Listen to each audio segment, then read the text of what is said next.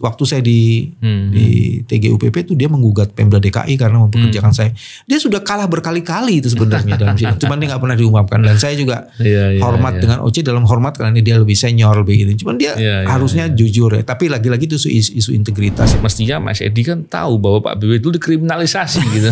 Bukan pada saat orang yang berbuat kejahatan atau tidak pidana dan kemudian ada problem-problem administrasi atau apa, rasanya enggak lah. Dan kalau dianggap dengan deponering berarti selamanya jadi tersangka, rasanya apa nggak paham hukum ya? Saya juga bingung. Rasanya nggak begitulah.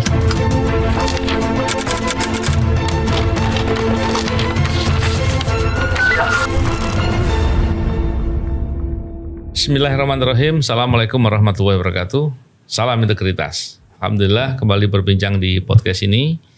Kali ini kita membincangkan terkait dengan masalah keriuhan sedikit ya di Mahkamah Konstitusi. Keriuhan. Dan tentunya sebelum membicarakan di poin utamanya, saya ingin mengapresiasi dulu nih Pak Bambang Wijayanto yang mengambil sikap untuk walkout. Karena memang menarik sekali dalam persidangan tentunya ketika orang itu memberikan kesaksian atau lagi sebagai ahli, tentunya moralitas menjadi penting. Dan cacat moralitas itu repot, apalagi kasusnya dugaannya kasus korupsi. Kasus korupsi itu pengkhianatan terhadap negara. Pada dasarnya kan itu Pak BW. Tapi saya ingin tahu dulu Pak BW, Pak BW waktu mengambil sikap itu gimana sih dan alasan Pak BW apa tuh? Jadi ini ada peristiwa yang orang melihatnya tuh cuman di depannya lihat, tapi tidak lihat prosesnya. Iya. Satu, kami baru mengetahui soal ahli itu yang diajukan oleh pihak terkait itu pada pagi hari. Oh, pada saat mau sidang? Ya, pada mau sidang. Gitu. Oke. Nah, terus kemudian karena kita perkara 01 dan 02 itu disatukan, maka kemudian kita diskusi di situ kan, siapa sih ahlinya? Terus muncullah diskusi, perdebatan. Nah pada perdebatan itu memang ada beberapa isu yang muncul. Pertama soal conflict of interest, ada muncul. Terus soal integritas, terus itu dua isu itu. Iya. Padahal kita ingin sekali Mahkamah Konstitusi justru menegakkan integritas dan meniadakan konflik of interest. Betul. Kan? Ya. Karena kasus ketua Mahkamah Konstitusi itu kan konflik of interest tuh. Kan? Jadi kita ingin menegakkan marwah Mahkamah Konstitusi. Betul. Nah, ada perdebatan itu.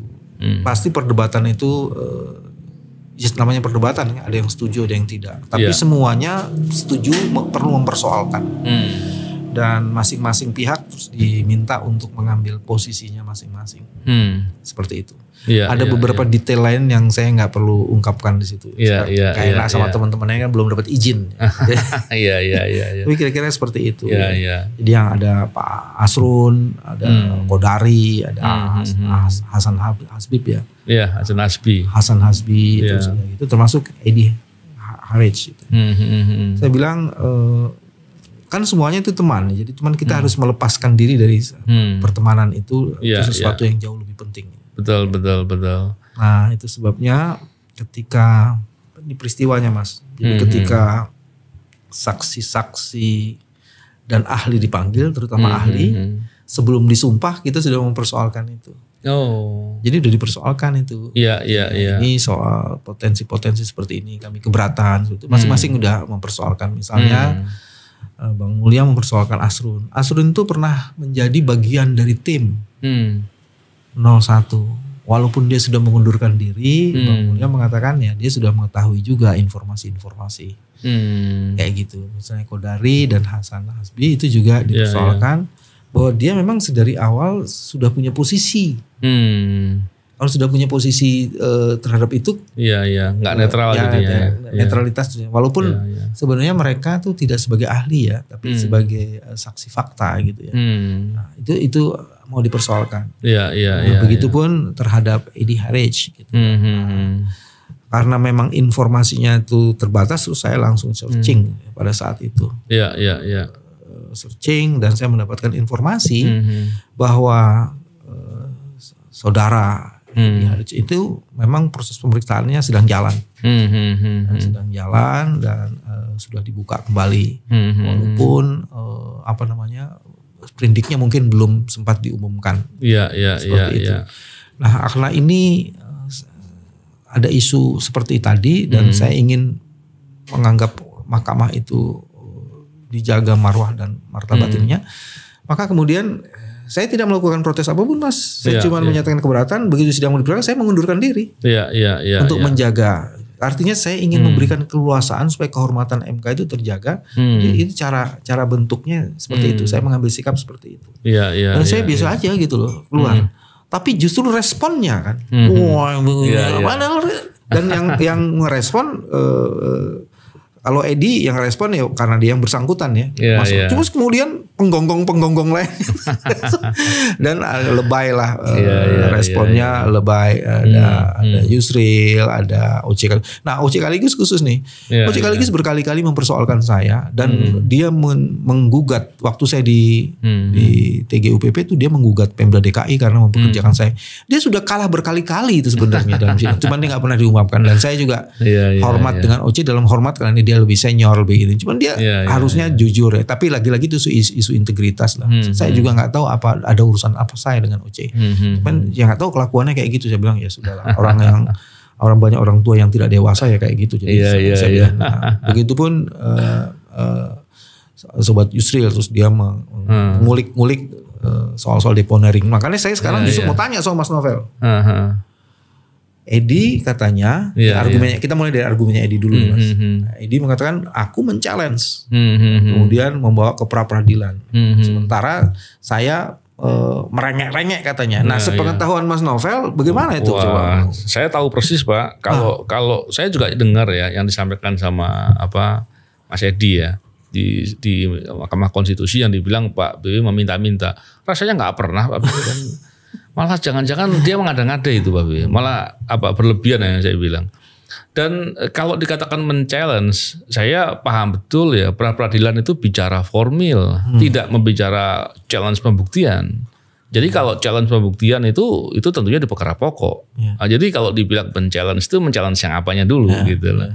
Kalau soal proses, bisa jadi prosesnya itu ada masalah atau mungkin bisa jadi hakimnya juga salah, bisa jadi kan bisa jadi problem-problem itu yang terjadi. Tapi yang menarik adalah mestinya Mas Edi kan tahu bahwa Pak BW itu dikriminalisasi gitu.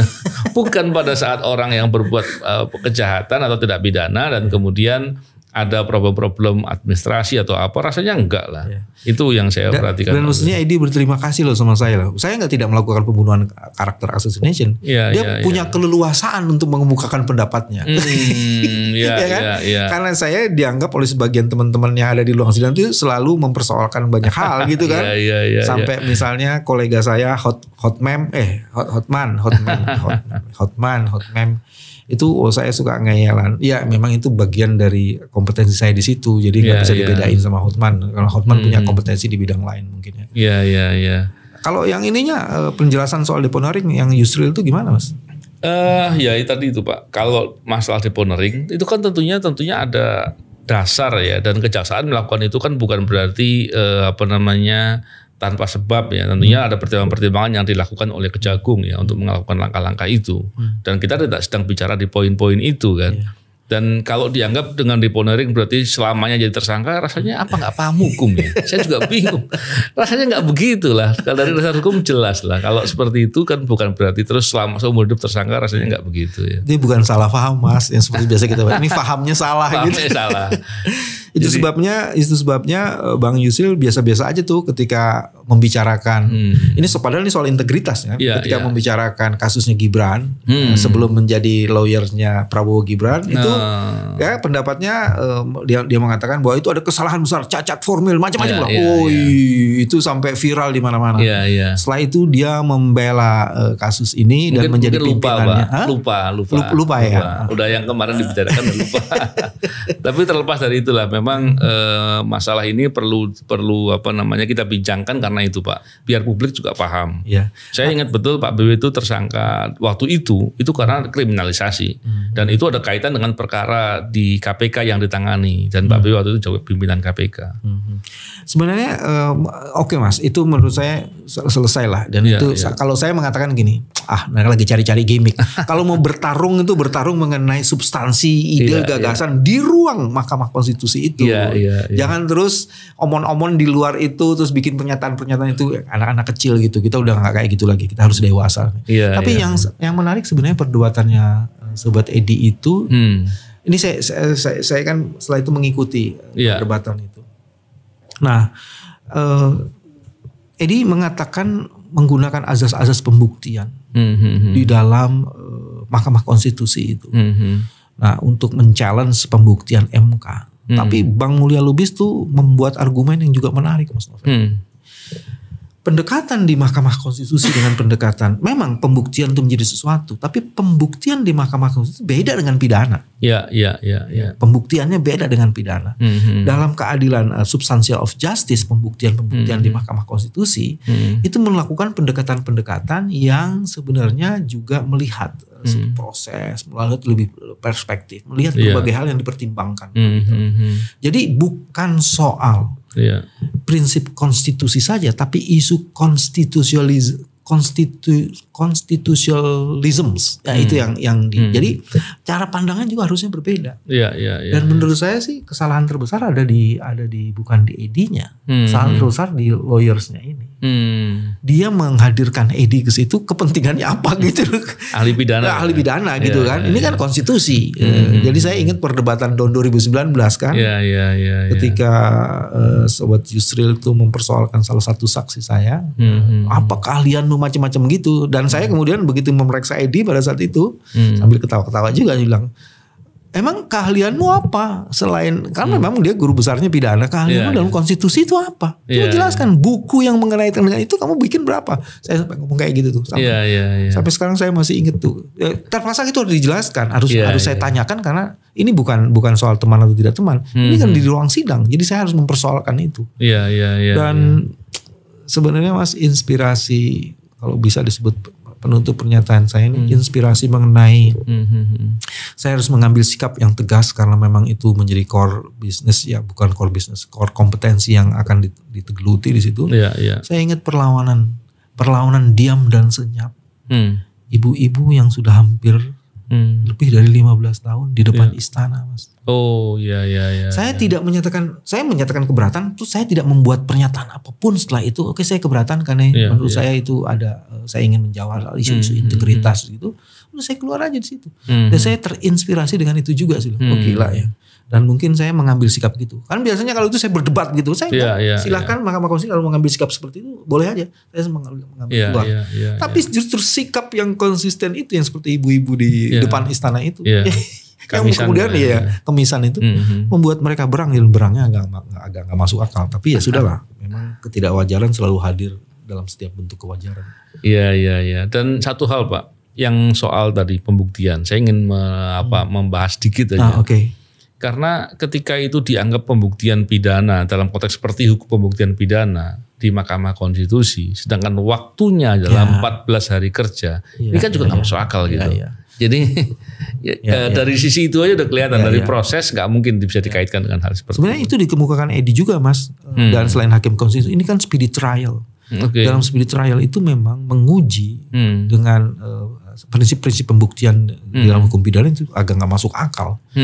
Terus menghadirkan ahli pidana dalam konstitusi itu termasuk bagian yang tidak masuk akal juga. Tapi kan yang namanya ahli dihadirkan kan, dan di situ memang ada kompensasi reward. Lain dengan sobat kita Mas Fit kan, dia ijab dulu tuh. Itu kan beda tuh. Betul. Tapi itu kan memang haknya ahli juga untuk mendapatkan reward dari itu. Tapi ya sudah mengenai itu. Ya menarik Pak BW, tentunya sikap-sikap konsisten, menjaga integritas, dan tentunya kita berharap setiap peradilan itu betul-betul menjaga marwahnya ya Pak BW ya, karena mengenai hal-hal yang sifatnya seperti ini menjadi penting. Dan saya ingin sungguh-sungguh menjaga marwahnya Mahkamah Konstitusi. Makanya kalau bisa menghadirkan saksi yang integritasnya juga memang harus bisa dipertanggungjawabkan. Iya. Memang logikanya tadi yang saya katakan Mbak BW, dalam persidangan tentunya kita berharap penyampaiannya itu orang-orang yang betul-betul punya integritas, punya moralitas, sehingga dia menyampaikan dengan apa adanya, tidak justru malah membuat penyampaian yang tidak yang mengaburkan atau apapun lah. Dan tentunya masalah integritas menjadi kunci di situ. Baik. Terima kasih Pak BW. Semoga bincang-bincang singkat ini bisa menjadi inspirasi atau bermanfaat di waktu menjelang buka puasa nih Pak BW. Nice. Terima kasih. Salam integritas. Assalamualaikum warahmatullahi wabarakatuh.